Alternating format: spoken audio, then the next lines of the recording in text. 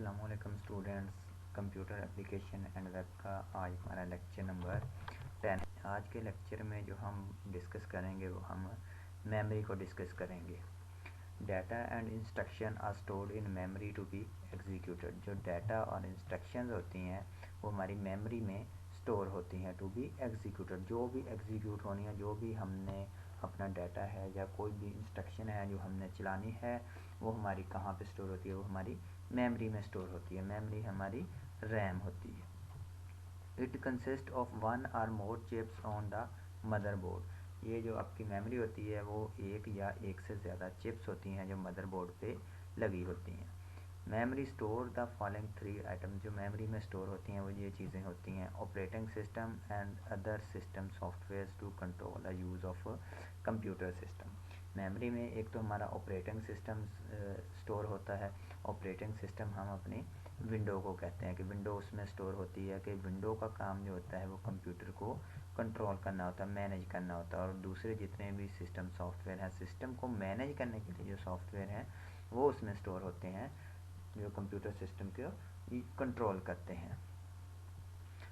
उसके बाद second number पे application programs to perform specific task. उसके बाद एप्लीकेशन प्रोग्राम्स होंगे जो सिस्टम सॉफ्टवेयर हैं या एप्लीकेशन सॉफ्टवेयर या प्रोग्राम है, इनको आगे हम डिस्कस करेंगे डिटेल से।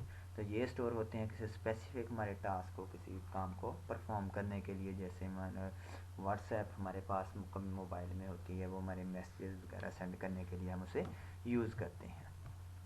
तीसरे नंबर पे जो इसके पास स्टोर होता है वो data to be processed by application program. जो आपका डाटा जो प्रोसेस होने के बाद, कोई भी अमल करने के बाद, हमने कंप्यूटर में कोई भी इंस्ट्रक्शन दी या डाटा एंटर किया, उसके बाद जो हमें वो प्रोसेस करने के बाद जो इंफॉर्मेशन देता है वो हमारा प्रोसेस्ड डाटा होता है, वो वहाँ पे मेमोरी में स्टोर होता है। The role of memory is stored both data and program is called the idea of stored program। ये जो हम मेमोरी में क्या करते हैं, मेमोरी में हम डाटा भी स्टोर करते हैं और डिफरेंट प्रोग्राम्स भी स्टोर करते हैं, इसे हम कहते हैं स्टोर्ड प्रोग्राम। स्ट्रक्चर जो मेन मेमोरी का होगा वो किस तरह से होगा? The main memory of a computer consist of thousand of millions of cells of storage location. जो आपकी मेमोरी होती है उसमें हमारी जो मेमोरी होती है वो थाउजेंड्स और मिलियंस, वो मिलियंस सेल्स होते हैं, छोटे छोटे बॉक्स बने होते हैं मेमोरी में जिनमें हम डाटा स्टोर करते हैं। क्योंकि कंप्यूटर में उसकी मेमोरी में जो भी हम चीज़ स्टोर करते हैं वो कंप्यूटर उसको 0 एंड 1 की फॉर्म में स्टोर करता है। तो वो उसके छोटे छोटे सेल्स बने होंगे, हम कोई भी जो चीज़ उसमें स्टोर करते हैं कंप्यूटर उसको कन्वर्ट कर लेता है 0 एंड 1 में, और 0 एंड 1 में कन्वर्ट करने के बाद वो उन सेल्स में एक 0 या 1 स्टोर कर लेगा। इस तरह से वो छोटे छोटे सेल्स बने होंगे। Each cell can store a bit. हर सेल में एक बिट स्टोर हो सकता है। 1 बिट कैन बी रिप्रेजेंट 0 और 1। जो हमारा बिट होता है वो 0 भी एक बिट है और 1 भी एक बिट है। इस तरह से छोटे छोटे बॉक्स बने हैं, सेल्स बने हैं, उनमें हम 0 और 1 स्टोर करते हैं। Bit stand for binary digit. जो बिट होता है वो बाइनरी डिजिट, वो 0 होगा या 1 होगा। बाइनरी हमारे नंबर 0 और 1 ही होते हैं। The memory cell are logically organised into group of 8 bits known as byte. जो मेमोरी के सेल्स होते हैं वो छोटे छोटे बॉक्स हैं, डिब्बे हैं, वो उनको ऑर्गेनाइज करते हैं। हम उनको जो हम उसको रीड करते हैं वो हम बाइट्स की फॉर्म में रीड करते हैं कि ये कितने बाइट मेमोरी है, ये इतने बाइट मेमोरी है। क्योंकि जो हम अपना नेम स्टोर करते हैं, नेम का जो करैक्टर वगैरह है, हम किसी के नेम का भी कोई करैक्टर है, वो जो कंप्यूटर मेमोरी में जगह लेता है वो एक बाइट 8 बिट लेता है, वो 8 0 और 1 बन जाते हैं उसके। तो जब 8 बिट होते हैं तो उसका एक बाइट बन जाता है। और नीचे जो आपको ये इमेज में नज़र आ रहा है, इसमें ये जो आपके 0 1 2 3 4 5 6 7 लिखे हुए हैं, ये मेमोरी सेल्स के उनके एड्रेस हैं कि ये 0 नंबर आपका सेल है, दूसरे 1 नंबर सेल है, इनमें आप कोई भी 0 1 स्टोर करते हैं, ये उनके एड्रेस लिखे हुए हैं। Each byte in memory has a unique number assign to it. हर जो मेमोरी में बाइट होता है उसको हम कोई नंबर असाइन करते हैं, उसको नंबर हम 0 1 2 3 इस तरह से उनकी नंबरिंग, उसको एड्रेस कोई दे देते हैं। किसी भी जो चीज़ में हमने जहाँ पे स्टोर किया उसका कोई एड्रेस रख देते हैं कि एड्रेस ये है। तो उस पे जब हमने डाटा उठाना होता है तो फिर हम एड्रेस दे के वो डाटा उठा लेते हैं। The number is known as the address of the byte, जो नंबर दिए जाते हैं वो एड्रेस कहलाता है उसका। The scheme of arranging the cell into a bite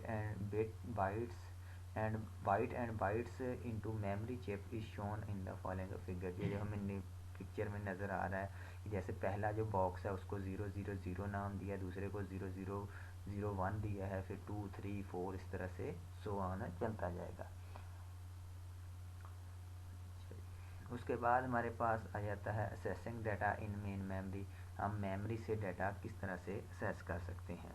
जैसे ये जो हमने अभी इसको पढ़ा है मेमोरी में, इसको डाटा जो 01 में स्टोर होता है उसको हम बाद में डिटेल से, जब हम कॉलेज में क्लासेस होंगी हमारी तो वहाँ पे हम इसको डिटेल से पढ़ेंगे कि वो किस तरह से 01 बनते हैं। वो सारा मैं आपको वाइट बोर्ड पे समझाऊंगा बना के कि किस तरह से हमारा डाटा स्टोर होता है। अभी आपने बस इतना याद रखना है कि कंप्यूटर में जो हमारी मेमोरी होती है वो आपके जो छोटे छोटे सेल्स होते हैं उनमें जो हम स्टोर करते हैं वह 0 एंड 1 स्टोर करते हैं, और उनको हर एक सेल का कोई ना कोई एक एड्रेस होता है। Assessing data in main memory, आप मेन मेमोरी से डाटा किस तरह से असेस कर सकते हैं, किस तरह से ले सकते हैं। The main memory can be viewed as a collection of bytes arranged in an order. जो हमारा जो मेन मेमोरी का डाटा होता है वो बाइट्स की फॉर्म में अरेंज होता है कि 8 बिट आपकी मेमोरी का साइज़ 1 बाइट। आप उसका मतलब ये है कि बाइट्स की फॉर्म में जब भी आपने कोई डाटा उठाना है तो वो कोई एक करेक्टर आप उठाते हैं, ए या बी सी, इस तरह से एक करेक्टर जो होता है वो 1 बाइट जगह लेता है। CPU can access any byte from main memory. हम मेन मेमोरी में से कोई भी करेक्टर, कोई भी बाइट उठा सकते हैं। The byte in the memory can be accessed by specifying its address. जो हमने बाइट लेना है वो एड्रेस बताएंगे कंप्यूटर को कि इस एड्रेस ये है, इस नंबर लोकेशन पे हमारा ये डाटा पड़ा है, वो उठा के मेरे सामने मुझे शो करो या उसे एग्जीक्यूट करो। Different bytes can be accessed directly in random order or equal amount of time। जो हम डाटा हमारा मेमोरी में स्टोर होता है उसे हम रेंडमली उठा सकते हैं, उसकी कोई उस पर रिस्ट्रिक्शन नहीं है कि आपने डाटा को एक तरतीब से ही उठाना है, कि जहाँ से आपका मेमोरी से दिल करे आप वहाँ से डाटा हासिल कर सकते हैं, ले सकते हैं। That is why it is called direct access memory. जो हम इसको मेमोरी को डायरेक्ट एसेस मेमोरी भी कहते हैं कि हम डायरेक्टली डाटा जहाँ से हमारा दिल करे उठा लेते हैं, या इससे हम रैंडम एसेस मेमोरी भी कहते हैं कि हम डाटा जो है वहाँ से हम रैंडमली अपना उठाते हैं। मेमोरी की टाइप्स ये हमने पहले भी पढ़ी है कि जो हमारी मेमोरी दो तरह की होती है। एक होती है वोलेटाइल मेमोरी। वोलेटाइल मेमोरी के जिसमें जितना भी कंटेंट होता है वो हम उसमें स्टोर करते हैं, जितना भी डाटा होता है वो सारे का सारा रिमूव हो जाता है। कब? जब हम कंप्यूटर को टर्न ऑफ करते हैं। Volatile memory loss it's content, उसका डाटा सारे का सारा कंटेंट लॉस हो जाता है when the computer is turn off, जब हम कंप्यूटर को टर्न ऑफ करते हैं। RAM is the most common type of volatile memory. जो रैम है वो हमारी वोलेटाइल मेमोरी है। उसके बाद नॉन वोलेटाइल मेमोरी आ जाता है। It doesn't loss it's content. जो नॉन वोलेटाइल मेमोरी होती है, जो परमानेंट मेमोरी होती है, इसमें जो डाटा होता है वो आपका लॉस नहीं होता। When the computer is instant of, जब आप कंप्यूटर बंद भी कर दें तो आपके नॉन वोलेटाइल मेमोरी में जो डाटा होता है वो कभी भी रिमूव नहीं होता। रोम, flash memory, CMOS are example of non volatile memory. हम हार्ड डिस्क वगैरह देखते हैं, मेमोरी कार्ड होता है या हमारी यूएसबी होती है, उसमें से डाटा हमारा कभी भी लॉस नहीं होता। आज के लिए इतना ही, नेक्स्ट के लिए अल्लाह।